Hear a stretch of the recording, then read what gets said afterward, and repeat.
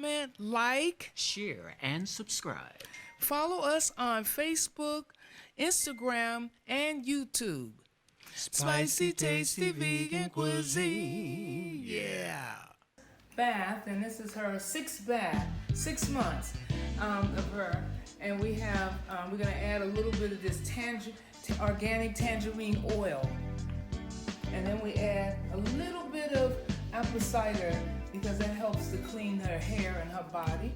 Coconut oil, conditioner, shampoo, I add a little bit, and as well as baking soda. And that's also good for our hair and the smell. So we're gonna take it and add some of it in here. Some I've already added. I think I'll just go on and add just a little bit of a pinch of baking soda to keep her hair nice and clean. Don't need too much, that's good. And I've already added the coconut shampoo conditioner, and I've added already like a little small cap full of the apple cider vinegar, which is good.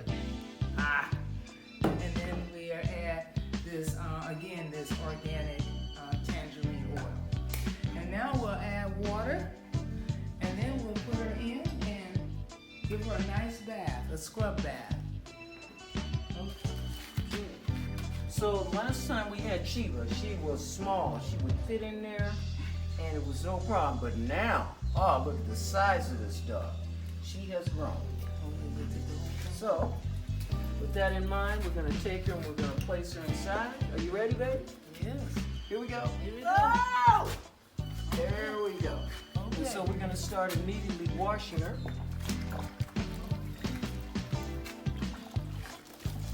And as you can see, she's cool, calm, and collected. She's used to it. That's what you'd expect from a super dog. And she's tall right now. She used to be much smaller. She's liking this. All in the center. All down the legs, behind the hind legs, in the belly area. You know what we're doing, right? Ever since you were a little bitty baby. We did for you. Little puppy.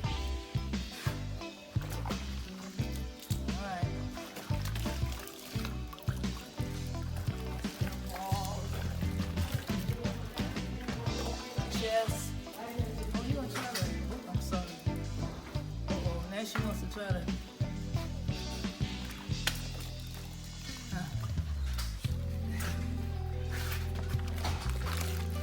All right, doggy woggy.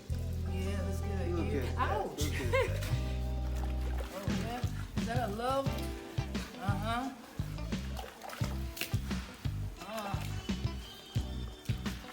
I have a brush, but I didn't bring it, so I think it's good. I'm sorry. Nope. She's got it. So I think it's time to start to rinse her out. So I have the hose. Okay, And so. what we'll do is just take the hose. Okay. And we'll What start. about her paws? What are paws? Okay. Okay, I'll okay. pause with the water. So what we'll do is just simply rinse her out really well. Making sure not to get in her face because we don't want her to be afraid of the water. And right now, she's got it going on. Okay, I think that's about it. Okay. Are you So ready? we're gonna let her go. She's out. She's out, she's free, and she's gone. And she got the thing. Oh no, that's the end of that one. Let me take credit.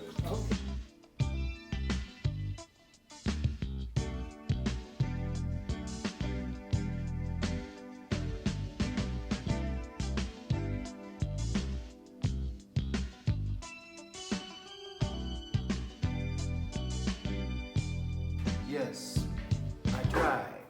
I did the research. I thought about it. I knew it was possible, but under these circumstances, it just didn't work. What am I talking about?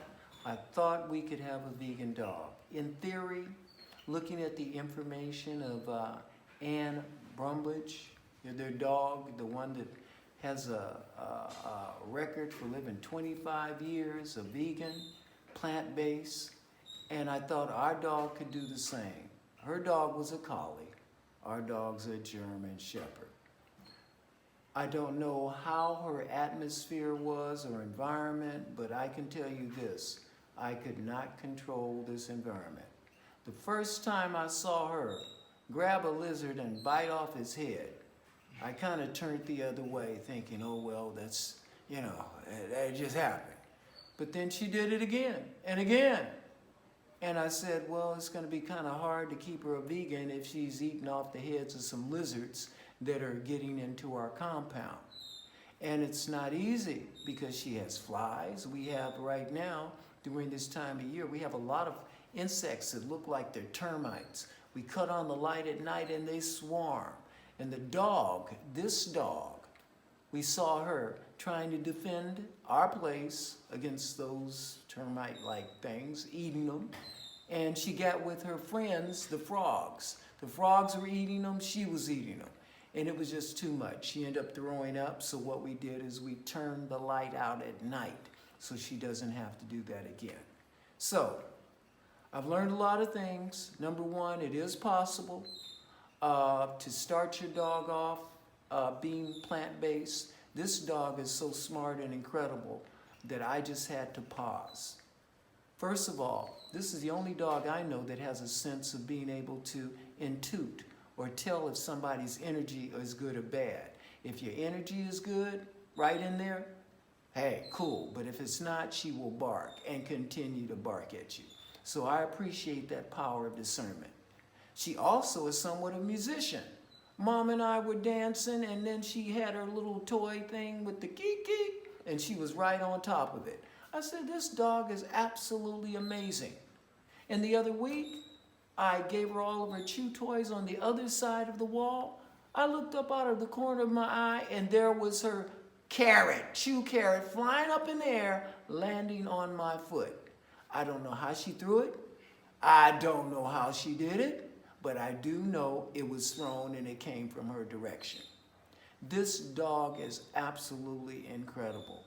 And she's brought a lot of things to me, and part of it is that she tries to get rid of things that ain't got a good vibe. So if you're a lizard, certain types, stay away. Not all lizards. We've been on the road. And as you can see in this video, we have a lot of challenges on the road. We got chickens she runs into.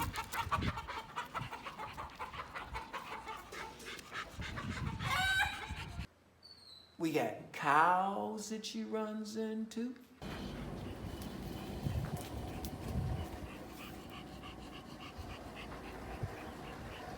She has goats that she has to negotiate.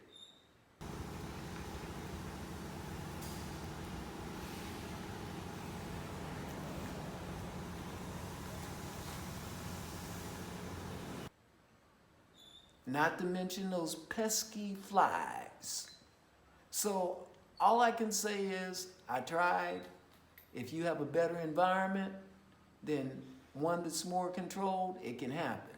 But here, in Wild, Wild Kingdom, I have to confess, she's a vegan, kind of, sort of, headed in that direction. Hope I can, but I ain't mad if I can't. Thank you. Well, this is Mama Naasira, Spicy Tasty Vegan Cuisine in the Gambia. Well, we're here to talk about our experience with Sheba, German Shepherd dog. She is now 5.5 months, and she's gotten big pretty fast. And I have been the one that's been controlling her food, because her food is very important. And I had never raised a dog before, but I did grow up with a German Shepherd, not a German Shepherd, but a Collie. And in fact, we were told that she was half German Shepherd and half Collie, but she looked more Collie. Well, my experience with having a vegetarian experience with the Collie was when I was raising my 2 younger sons, and they were eating really healthy, a little bit of meat, more beans, rice, and vegetables. And I fed that to our Collie that was 18 years old, and she was having arthritis and hair loss and, just couldn't get around very well.